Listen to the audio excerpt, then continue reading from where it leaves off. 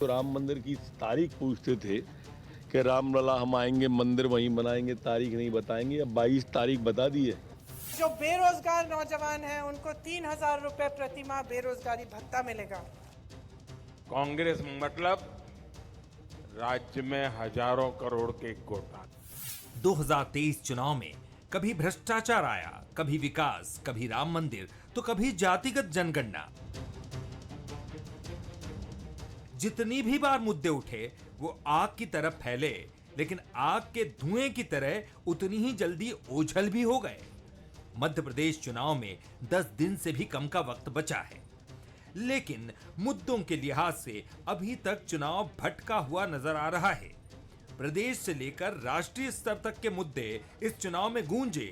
3 दशक बाद मंडल और कमंडल की राजनीति भी गरमाई, लेकिन तेज के दंगल में कोई भी चुनावी एंगल वो कमाल नहीं दिखा पाया।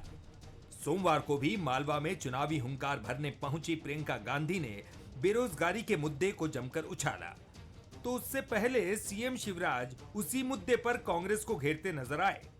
2 लाख सरकारी पद जल्दी से जल्दी भरे जाएंगे। जो नौजवान यहाँ खड़े हैं, ये आपके लिए गारंटी है। और जो बेरोजगार नौजवान हैं उनको 3,000 रुपए प्रति माह बेरोजगारी भत्ता मिलेगा।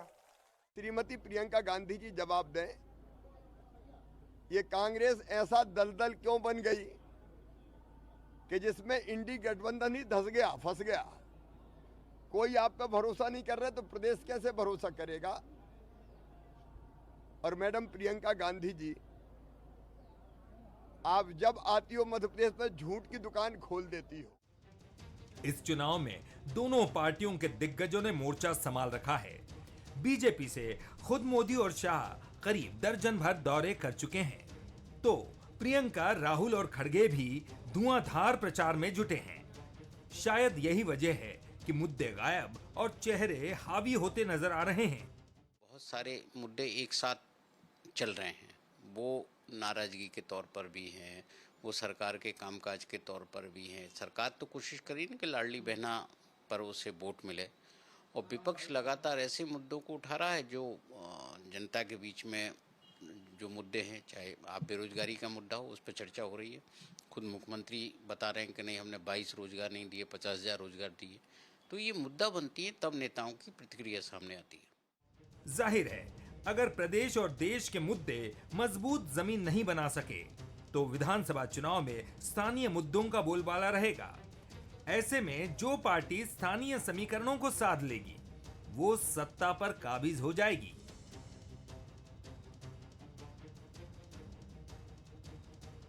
बंसल न्यूज के सवाल नंबर 1, क्या मध्य प्रदेश चुनाव में मुद्दों से ज्यादा चेहरे हावी नजर आ रहे हैं?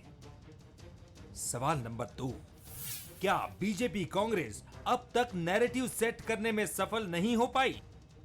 सवाल नंबर 3, क्या स्थानीय मुद्दे 23 में सत्ता का समीकरण बनाएंगे? मुझे एक गीत याद आता है, दिल को देखो चेहरा ना देखो, चेहरे ने लाखों को लूटा, दिल सच्चा और चेहरा झूठा। हालांकि हमारे लिए सारे चेहरे सच्चे हैं, लेकिन एक पार्टी के लिए दूसरा चेहरा झूठा होता है, दूसरी पार्टी के लिए पहला चेहरा झूठा होता है। ये तो तमाम चीज़ें राजनीति में चलती आ रही है, लेकिन यहाँ दिल की जो बात कर रहे हैं, दिल यानी कि जनता के दिल में क्या है, उनके दिल में कौन कौन से मुद्दे छाए हैं, उनके स्थानीय छाए, केंद्रीय छाए, ये समझने की कोशिश ज़रूरी है। वो भी नेता करते हुए दिखाई देते। कुछ नेता तो ऐसे हैं जो वाकई जनता के दिलों को लूटते हैं, जनता के दिलों में राज करते हैं, और यहाँ तक कि हम कह सकते हैं कि उनके प्यार को लूटते हुए भी दिखाई देते हैं। बहरहाल नमस्कार, मैं हूं ललित और हमारा आज का मुद्दा है मुद्दे गायब, चेहरे हावी। चुनाव में अक्सर मुद्दे ही चुनावी फिजा को तय करते हुए जीत तक पहुंचाते हैं। 2023 के मध्य प्रदेश चुनाव में कई मुद्दे सामने आए, लेकिन कोई भी मुद्दा मजबूत जमीन नहीं बना पाया। तो क्या इसके पीछे की वजह दिग्गज चेहरों का मैदान में उतरना है? और ऐसे में क्या स्थानीय मुद्दे ही चुनावी नतीजों को प्रभावित करने वाले हैं? आज इसी मुद्दे पर हम चर्चा करने वाले हैं और इसको समझने की कोशिश करेंगे। हमारे साथ जो मेहमान हैं, चलिए सबसे पहले उनका परिचय करवा दें। गुंजन चौकसे जी हमारे साथ हैं, बीजेपी के प्रवक्ता। गुंजन जी, आपका बहुत बहुत स्वागत करते हैं बंसल न्यूज पर। अपराजिता पांडे जी हमारे साथ, कांग्रेस की प्रवक्ता। अपराजिता, आपका भी बहुत बहुत स्वागत करते हैं। जेपी पाराशर जी हमारे साथ रहेंगे, वरिष्ठ पत्रकार, उनका भी बहुत बहुत स्वागत। और एग्जीक्यूटिव एडिटर मनोज सैनी जी भी हमारे साथ हैं, उनका भी बहुत बहुत स्वागत है। मनोज जी, सबसे पहले शुरुआत आपसे ही। आप लगातार अलग अलग क्षेत्रों का भ्रमण कर रहे हैं, अलग अलग जगहों पर जा रहे हैं, राजनीतिक दलों से, उनके नेताओं से मुलाकात तो कर ही रहे हैं, साथ ही साथ वहाँ के जो मुद्दे उनको भी जानने की कोशिश कर रहे हैं। क्या कुछ आप देख रहे हैं सतह पर वहाँ के लोगों से बातचीत के दौरान? क्या वाकई चेहरों पर ज्यादा भरोसा है या मुद्दों पर? अगर मुद्दों पर भी है तो क्या वो केंद्रीय मुद्दे ज्यादा काम कर रहे हैं या स्थानीय मुद्दे? देखिए, यदि हम जनता की बात करें तो जनता का भरोसा अभी समझना बड़ा कठिन है। इसलिए भी क्योंकि पहली बार जनता अब जो बात कर रहे हैं तो कुछ बताती नहीं है, कुछ बोलती नहीं है, यानी उसके मन में क्या। ये जरूर भारतीय जनता पार्टी ये कह रही कि मोदी के मन में मध्य प्रदेश के मन में मोदी, राहुल गांधी, प्रियंका गांधी अपनी सभाएं कर रहे हैं। 7 तारीख को भी खड़गे साहब भी मध्य प्रदेश के दौरे पर होंगे, ग्वालियर में दिखाई देंगे, भोपाल में दिखाई देंगे। प्रधानमंत्री सीधी यानी बिंद पहुंचने वाले हैं, योगी साहब खातेगांव में नजर आने वाले हैं। तो चेहरों की राजनीति तो हमेशा होती रही है ललित, और चेहरे पर बात चाहे बीजेपी हो या कांग्रेस हमेशा करती रही। लेकिन क्या चेहरे जनता को, जो आप कह रहे थे, लूट पाएंगे, लुभा पाएंगे? लूटने का मतलब प्यार की लूट है, जो आप भी जिक्र कर रहे थे। मेरा मकसद वो वैसा बिल्कुल नहीं है, कतई नहीं है। तो क्या अपनी तरफ लुभा पाएंगे? तो इस बार उम्मीदें कुछ अलग नजर आ रही है, क्योंकि मतदाता मौन है, मतदाता बहुत ज्यादा बोल नहीं रहा। वो इंतजार कर रहा है कि उसको करना क्या है। और जब मुद्दे गायब हो जाए, जब कोई लहर गायब हो जाए, तो फिर चुनाव बहुत दिलचस्प हो जाता है। इस तरह का चुनाव भारतीय जनता पार्टी के लिए और कांग्रेस के लिए, दोनों के लिए चुनौती बन जाता है। यही फील्ड में नजर आ रहा है। लेकिन चेहरों की बात चल रही है, दोनों के मुद्दे, ऐसा नहीं है कि मुद्दे नहीं है, कुछ मुद्दे हैं। जैसे भारतीय जनता पार्टी विकास का मुद्दा, लाडली बहना का मुद्दा लेकर आगे बढ़ रही कि हमारे साथ हमने विकास के जो काम किए हैं। बीच बीच में सनातन राम मंदिर की आजकल खूब जिक्र हो रहा है, हर मंच से राम की बात हो रही है, हर मंच से 22 जनवरी को जो मंदिर का शुभारंभ होना, मंदिर का उद्घाटन होना है, या भगवान रामलला के दर्शन होना, उसका जिक्र किया जा रहा है। या हम भारतीय जनता पार्टी के अलावा कांग्रेस की बात करें तो भ्रष्टाचार, 50% भ्रष्टाचार, बेरोजगारी, ये सब मुद्दे भी दिखाई दे रहे हैं। लेकिन बहुत ज्यादा मुद्दे से अट्रैक्ट नहीं कर पा रहे नेता, ऐसा मुझे लगता है। बात हम समझ रहे हैं, क्योंकि मुद्दे उतने अट्रैक्ट नहीं कर रहे हैं, दिखाई तो दे रहे हैं धरातल पर, लेकिन उस पर फोकस भी नहीं दिखाई दे रहे हैं। मनोज जी, आप काफ़ी व्यस्त हैं, मुझे पता है कि आप अलग अलग क्षेत्रों में जाकर भ्रमण कर रहे हैं, वहाँ देख रहे हैं, वहाँ जनता का हालचाल भी जानने की कोशिश कर रहे हैं, और चुनाव के दौरान महत्वपूर्ण भूमिका आपकी है। तो बहुत बहुत शुक्रिया इस जानकारी के लिए, इस बातचीत के लिए। चलिए, हमारे साथ जेपी पाराशर जी जुड़े हैं, वरिष्ठ पत्रकार, उनसे भी पहली टिप्पणी ले लेते हैं और फिर मैं अपने राजनीतिक मेहमानों का रुख करूंगा। पाराशर जी, सबसे पहले आपसे भी ये टिप्पणी लेंगे, क्योंकि देखिए इस बार के चुनाव का बिल्कुल हालात अलग ही दिखाई दे रहे हैं, मुद्दे बिल्कुल भी दिखाई नहीं दे रहे, दिखाई दे रहे हैं वो भी बहुत कम, और जो दिखाई भी दे रहे हैं वो कभी आज ये मुद्दा है, कल दूसरा मुद्दा है, मुद्दों पर फोकस भी राजनीतिक पार्टियां नहीं दिखाई दे रही। क्या कुछ लग रहा है राजनीतिक परिदृश्य इस बार के चुनाव को देखते हुए? देखिए ललित, कभी भी कोई भी चुनाव एकदम कोई मुद्दा नहीं हो, ऐसा तो हो नहीं सकता। राजनीति में हमेशा कुछ मुद्दे रहते हैं। ये बात सही है कि जिस तरह से किसी खास मुद्दे को लेकर के लोग आंदोलित होते हैं, अगर वो मूव करते हैं और उसकी वजह से नाराज या खुश होते हैं, जिसको हम आमतौर पर लहर कहते हैं, तो वो उस तरह की कोई लहर हमें दिखाई नहीं पड़ती है ना। ये 2019 का जो हम लोकसभा का चुनाव देखें तो नरेंद्र मोदी ने एक पर्सनैलिटी कल्ट जो अपना पैदा किया, जिसमें डेवलपमेंट और नेशनलिज्म को उन्होंने एक राइट मिक्स, जिसको इसलिए कहा जा सकता है क्योंकि उन्होंने बड़ी सफलता हासिल की। तो उन्होंने एक पर्सनैलिटी कल्ट को पैदा किया, और उसमें हमने ये देखा कि बहुत ही अज्ञात किस्म के लोग नरेंद्र मोदी के नाम पर लोकसभा में चुन करके आए। इसी तरह अगर हम अभी कर्नाटक का पिछला चुनाव देखें तो बड़ी दिलचस्प बात, उस समय डी शिव कुमार, जो कि अब डिप्टी सीएम है और उनको बड़ा आर्किटेक्ट माना जाता है कर्नाटक कांग्रेस विधानसभा चुनाव में कांग्रेस के लिए, तो उस समय डी शिव कुमार ने कहा, और उनकी जो लाइन थी वो ये थी कि कलेक्टिव लीडरशिप होनी चाहिए, यानी कि एक नो पर्सनैलिटी कल्ट। अब आप कहें, अब आप देखेंगे कि ये दोनों बहुत अलग अलग चीज़ें, और कर्नाटक में उसी फार्मूले के तहत कलेक्टिव लीडरशिप, जिसमें खड़गे साहब और सिद्धारमैया और शिव कुमार ने मिलकर के अपनी सफलता की जो रेसिपी थी वो तैयार की। अब मध्य प्रदेश के अगर हम इस संदर्भ में इसी बात को देखें तो यहाँ पर एक बहुत अलग किस्म की चीज़ है कि अब भारतीय जनता पार्टी ने अलग अलग रीजन्स में अलग अलग जो पर्सनैलिटीज़ थी उनके आसपास इर्द गिर्द उस लीडरशिप को सौंपा और उन्होंने एक तरह से देखा जाए तो जो एक शिवराज जी का पर्सनैलिटी कल्ट है उसके साथ है एक नए पर्सनैलिटी कल्ट जो कि उनके साथ के ही लीडर्स हैं, पुराने लीडर्स हैं, उन लोगों को उसमें साथ में जोड़ा। यानी वो क्या कर रहे हैं कि नरेंद्र मोदी का नेशनलिज्म डेवलपमेंट का एक अपना पर्सनैलिटी कल्ट है, इसलिए 3 तरह के पर्सनैलिटी कल्ट हम मध्य प्रदेश में देखते हैं और उसकी वजह से ऐसा लगता है कि मुद्दे नहीं है। कांग्रेस में भी अगर आप गौर से देखें तो पूरा चुनाव देखा जाए तो वो कमलनाथ जी के इर्द गिर्द है और या फिर कुछ इलाकों में दिग्विजय सिंह के इर्द गिर्द है, तो वहाँ भी वो पर्सनैलिटीज जो है वो काफ़ी प्रभावशाली हैं और वो चुनाव भी अगर देखा जाए तो उन्होंने एक तरह से मुख्यमंत्री बिल्कुल सर, आप सही कह रहे हैं क्योंकि चेहरे यहाँ पर बहुत इंपॉर्टेंस पार्टियां उन चेहरों को दे रही है लेकिन मुद्दों को नहीं दे पा रही है। मैं पाराशर जी आपके पास फिर आऊंगा और समझने की कोशिश करूंगा कि नैरेटिव्स किस तरह से सेट किए जाते हैं, लेकिन उसके पहले मैं राजनीतिक जो हमारे मेहमान हैं उनका रुख करूंगा। गुंजन जी, सबसे पहले आपसे ही बात करेंगे। देखिए, बहुत सारी बातें होती है और ये कहा जाता है मोदी फैक्टर बहुत अहम है भारतीय जनता पार्टी के लिए किसी भी चुनाव में, ये आप भी जानती हैं। अलग अलग राज्यों में देखा हम, कई राज्य हमने देखे, महाराष्ट्र देखे हम, चाहे हिमाचल, आपने अलग अलग राज्यों की बात करें, उनमें आप जहां पर भी भारतीय जनता पार्टी को जीत हासिल हुई है खास तौर पर, उनमें हमने देखा कि कहीं भी आपने चेहरों को प्रमोट नहीं किया, आगे नहीं रखा। आप मोदी के सहारे आप चुनाव लड़े और जीते भी। खास तौर पर आपको क्या लगता है जो केंद्र के मुद्दे हैं, आप वो जब राज्य में लाने की कोशिश करते हैं, रोटी कपड़ा मकान, इनको लेकर जब आप राज्य में जाते हैं आपको ज़्यादा फायदेमंद साबित होते हैं और शायद आप उन्हीं को तवज्जो देते हैं? ललित जी, सबसे पहले कहना चाहूँगी कि ये भारतीय जनता पार्टी है, यहाँ व्यक्ति नहीं, यहाँ विचार पे बात होती है। यहाँ कोई एक नहीं, ये पूरा एक परिवार है।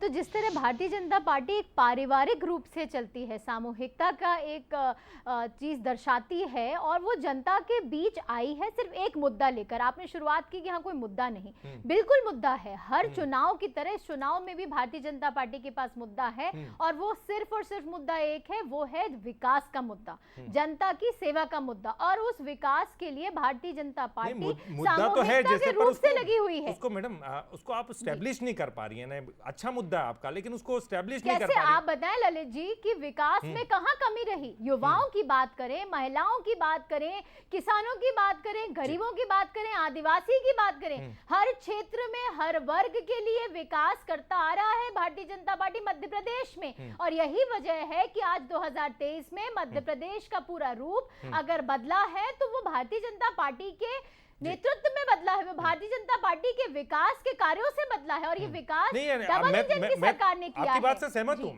आपकी बात से सहमत हूं, लेकिन आपने विकास किया, लेकिन उसको जनता के सामने रखना जनता है के बीच है विकास, जनता के बीच। आज आपने देखा हमने जन आशीर्वाद यात्राएं निकाली, आज 5 जन आशीर्वाद यात्राएं अलग अलग विधानसभा क्षेत्रों से होती गई, जहां हमारा वरिष्ठ नेतृत्व रहा, जहां जनता का हमें अपूर्व आशीर्वाद मिला। हमने कितनी सभाएं कराई, चाहे बूथ लेवल पे हो चाहे संभाग लेवल पे हो, कई सभाएं हुई। उसका समापन आपने देखा कार्यकर्ता महाकुंभ से हुआ, जहां 10 लाख से ऊपर भारतीय जनता पार्टी के कार्यकर्ता थे, जहां जनता मौजूद थी। और इन सारी सभाओं में सिर्फ और सिर्फ जनता की परेशानियां सुनी गई, उनका हल निकाला गया, उनके मुद्दों पर बात हुई। ये जन आशीर्वाद यात्रा ये दिखाता है कि कैसे भारतीय जनता पार्टी ने चुनाव से पहले जनता की परेशानियों को सुना, समझा और उसका सलूशन लेकर आई है। बात समझ गए आपकी कि आप भी जनता तक पहुंचने की कोशिश कर रहे हैं, उन मुद्दों को ले जाने की कोशिश कर रहे हैं। हम कांग्रेस का पक्ष भी जानने की कोशिश करेंगे। अपराजिता जी, आप से ये जानना चाहूंगा क्योंकि हमने देखा है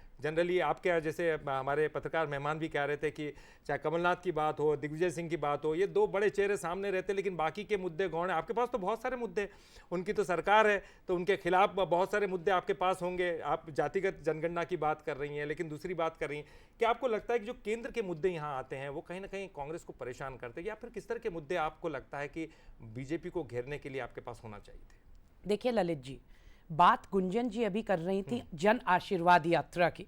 आपको याद होगा भारतीय जनता पार्टी की निकास यात्रा जो निकली थी, हर क्षेत्र में भारतीय जनता पार्टी के विधायकों को जनता ने दौड़ दौड़ के भगाया था, कोई आशीर्वाद नहीं मिला था।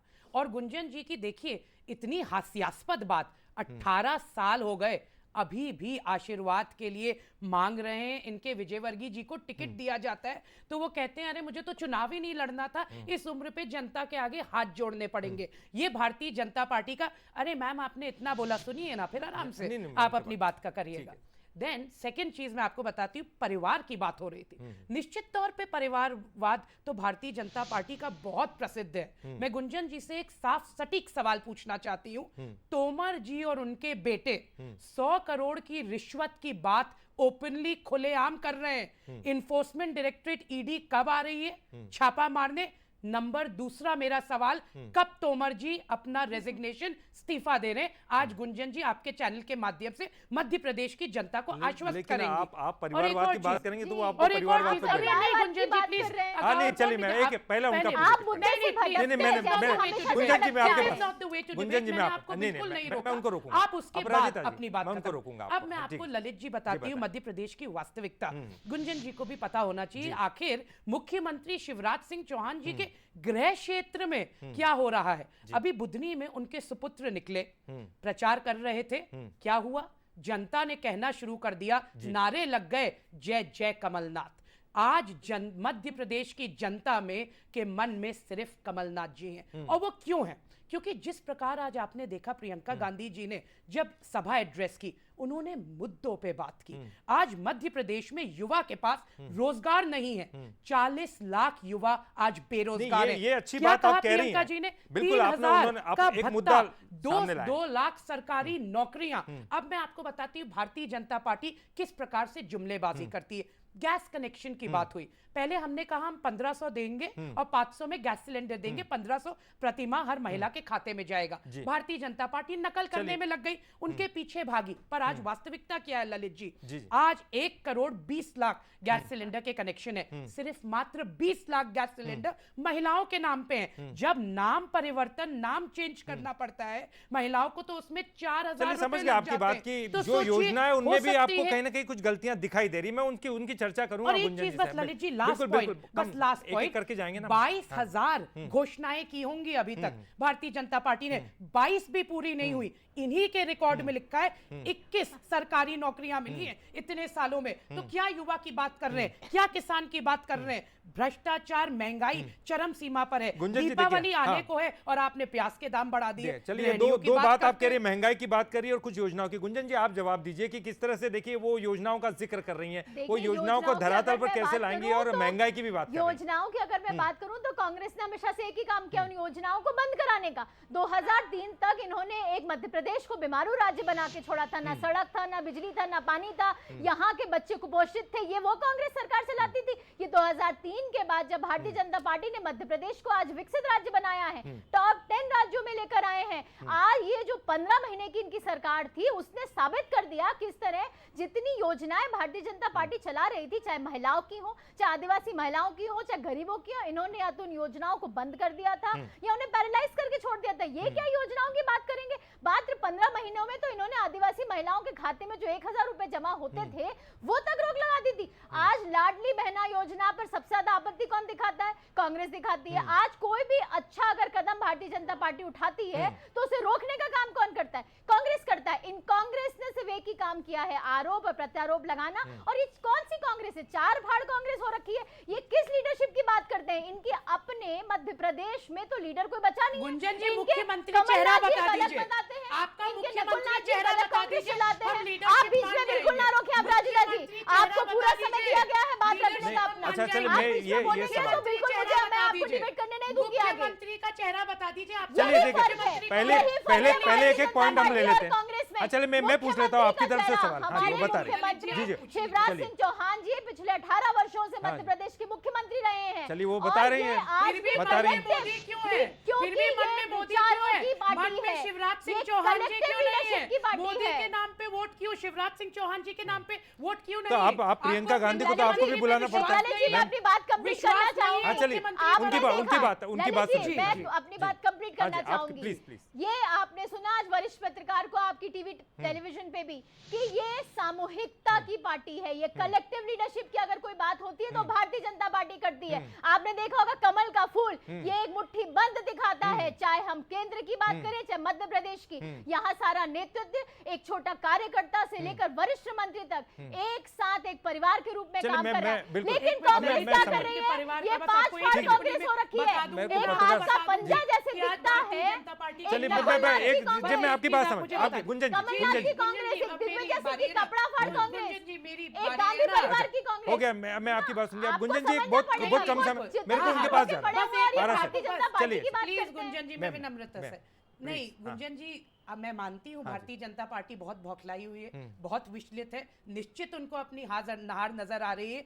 आप आज तक ये नहीं बता पाए इतने महीनों में शिवराज सिंह चौहान जी का जितना अपमान हुआ है भारतीय जनता पार्टी में, 5वीं लिस्ट में तो उनका नाम आया है, तो मध्य प्रदेश की जनता समझती है कि भारतीय जनता पार्टी का आज क्या हाल है।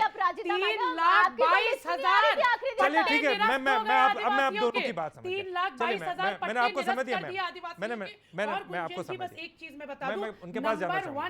नंबर 1 है मध्य प्रदेश कुपोषण में, ये आंकड़े हैं केंद्र सरकार के आंकड़े। मैं बाद में गुंजन जी से सवाल पूछूंगा, लेकिन उसके पहले पाराशर जी के पास जाना चाहूंगा। पाराशर जी, जैसे कि बात कर रहे हैं, दोनों ही पार्टियां बात करती है, आप भी कह रहे थे कलेक्टिव लीडरशिप की बात होती है, जब भी चेहरों की बात आती है वो चीज आती है, लेकिन हमने देखा मुद्दों पे अगर देखें हम तो कोई नैरेटिव सेट करने की कोशिश कोई पार्टी करते हुए नहीं दिखाई दे रही है। जैसे कहते हैं ना कि ये चुनाव तो इसी मुद्दे में, इसी लहर में चला जाएगा, राम मंदिर तो राम मंदिर ही इस मुद्दे पर हावी हो जाएगा, लेकिन जातिगत जनगणना की बात होती है, हिंदुत्व वाला मुद्दा हावी हो जाता है, कहीं दूसरी बात होती है, योजनाओं की बात होती है तो अपनी पार्टी के कुछ जो दूसरे मुद्दे को आगे कर देते हैं। क्या कुछ कहेंगे सर?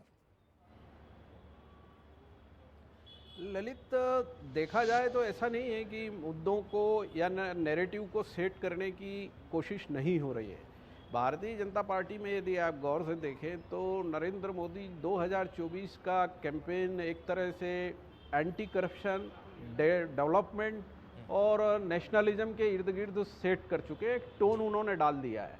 अगर आप उनके हाल ही के अगर भाषण भी सुनेंगे तो वो इन चीज़ों के आसपास, हाल ही में छत्तीसगढ़ के भाषण आप देखेंगे तो उसमें भी आपको ये बात दिखाई पड़ेगी। तो उन्होंने तो देखा जाए तो वो इस लाइन पर पूरा उनका नैरेटिव है। दूसरी तरफ अगर हम यहाँ देखें सरकार की तरफ से, शिवराज जी की तरफ से, तो वो लाडली बहना योजना की को बहुत काफ़ी केंद्रित रखे हुए हैं और उन्होंने जो भी विकास की योजनाएं संचालित की पिछले वर्षों में वो कर रहे हैं। जैसे केंद्र सरकार, भारतीय जनता पार्टी विपक्ष के या इंडी गठबंधन के जो दूसरे सदस्य सरकारें हैं अलग अलग राज्यों में, उनके खिलाफ करप्शन को बहुत मेजर इशू बना रही है। उसी तरह मध्य प्रदेश में भी कांग्रेस सरकार के खिलाफ बना रही है। यानी समझ गया मैं बात की, कुछ मुद्दे हैं भी तो वो कम हैं, गौण होते जा रहे हैं। एक पार्टी के लिए है, दूसरी पार्टियों के लिए नहीं है, लेकिन चेहरे ज्यादा हावी है। बहुत बहुत शुक्रिया करेंगे, समय मेरे पास इतना ही। जेपी पाराशर जी आपका बहुत बहुत शुक्रिया, अपराजिता जी आपका भी बहुत बहुत शुक्रिया, गुंजन चौकसे जी आपका भी बहुत बहुत शुक्रिया इस डिबेट में पार्टिसिपेट करने के लिए और अपने मुद्दे सामने रखने के लिए। बहरहाल देखिए, ये बड़ा मुद्दा है, मुद्दे गायब हैं और चेहरे हावी है, ये भी एक बड़ा मुद्दा है। लेकिन जनता है साहब, जागरूक हो चुकी है, सब कुछ जानती है, उनके दिल में क्या है, वाकई चेहरा दिल में है, उसको तवज्जो देती है या फिर वो मुद्दों को देती है। और अगर मुद्दे भी है तो कौन से मुद्दे, क्या वो राष्ट्रीय मुद्दों को तवज्जो देती है या फिर रोटी कपड़ा मकान जो उनके उनसे जुड़े हुए जो ज़मीनी मुद्दे उनको तवज्जो देती है, स्थानीय मुद्दों को तवज्जो देती है? ये आने वाला वक्त बताएगा, चुनाव बताएगा। बहुत बहुत शुक्रिया इस खास प्रोग्राम में पार्टिसिपेट करने के लिए आप तमाम दर्शकों का भी। और आगे देखिए छत्तीसगढ़ की खबरों का खास बुलेटिन, मोर माटी मोर खबर।